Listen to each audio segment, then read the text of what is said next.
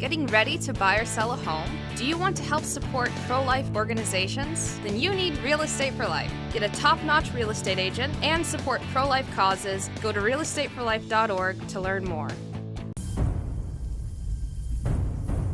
unquenchable fire, where the worm dieth not.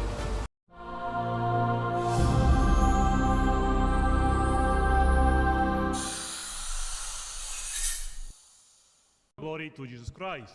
Glory forever. Дичишок Єсус Христушник. Mindrike, amen. Слава Ісусу Христу. Slava noviki. If you have ever walked through city, through town, down a college camp, or even stood in a grocery store parking lot, chances are someone has come up to you and asked, "Are you saved?" It is a question that can make people pause. It sounds sincere, and often it is. But it also reflects a theology that is very different from the Catholic perspective. Many of these people mean, have you had a one-time moment of belief or accepting Jesus as your personal Savior? So now your salvation is done, locked in and guaranteed.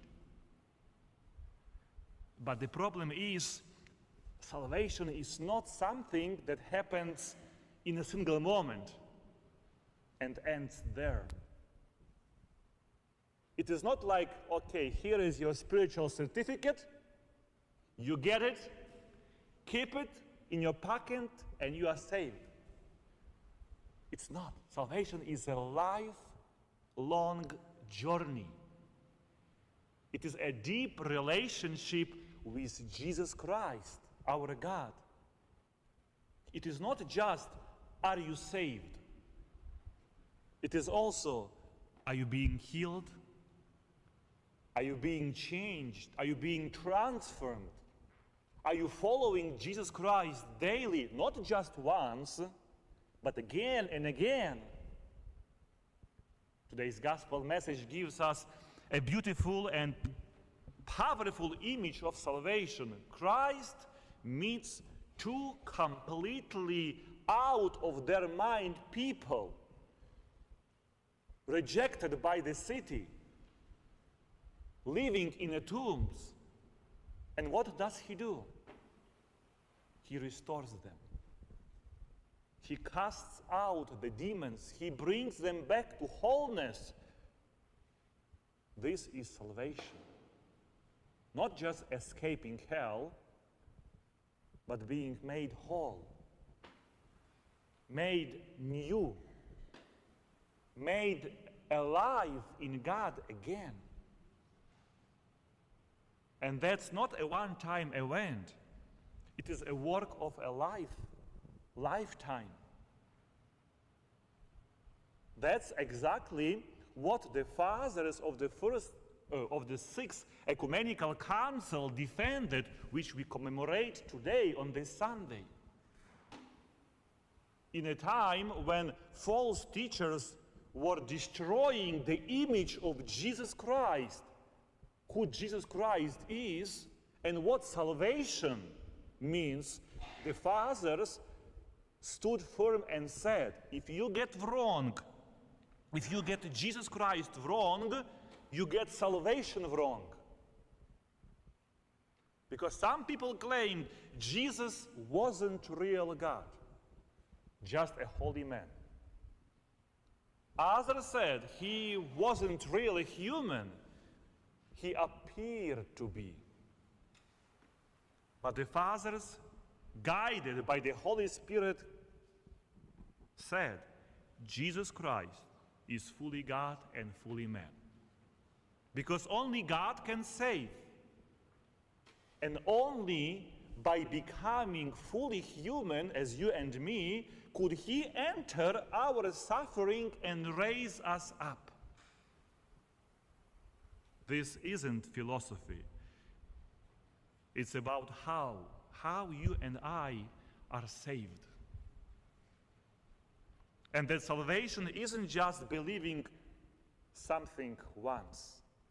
It is a relationship. It is a journey. It is a healing. It begins in baptism, is nourished through the sacraments of the church, and is deepened in daily repentance and love. I would like to share you some story as I work as a Catholic priest at UPMC Mercy Hospital. I go on my routine visiting room by room the patients, and one woman once told me that she was approached by a preacher who asked, "Are you saved?" She paused, unsure how to respond. She said, "I'm a Catholic, I go to church." So the man looked confused and replied, "But have you accepted Jesus as your Savior?" And later she told me, "Father, I feel like I didn't know what to say, even though I have been coming to church every Sunday all my life." And that's why today's Sunday is very important. The Sunday when we commemorate the fathers of the council who gave us the words we still say every time during the divine liturgy when we confess, "I believe in one Lord, Jesus Christ, true God of true God, who for us and for our salvation came down from heaven." They preserved the true understanding of who Jesus Christ is. So you and me could know him, could follow him, and become like him. It's not just a checkbox, but enter into real relationship of love, repentance, and grace. So if it happens, somebody will ask you, "Are you saved?" You can respond with a deep confidence and say, "I am being saved by the mercy of God. I am on the path of salvation through the life of the church, through prayer, through confession, through the Holy Communion, through daily repentance. Christ is working in me and leading me, and I am following him." That's not less that they are asking you. It's even more. It's deeper, it's fuller, it's Orthodox, true faith. So today we thank the Holy Father who preserved the fullness of our faith, not just with words, but with their lives. They were not trying to win arguments. They were trying to guard the truth that saves you and me. Let us honor them not only by remembering their names, but by living the truth that they handed down, by staying faithful to Jesus Christ in our daily lives, by growing in repentance, humility, and holiness, and by never settling for a shallow answer to a very deep question. Because the Lord doesn't just want us to save from something. He wants you and me to be transferred into someone, his sons and his daughters, filled with the Holy Spirit and alive in him.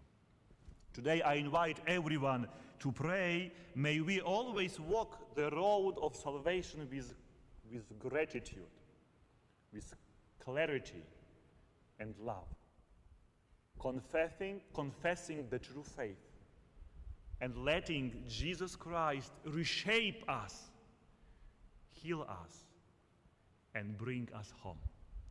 Amen.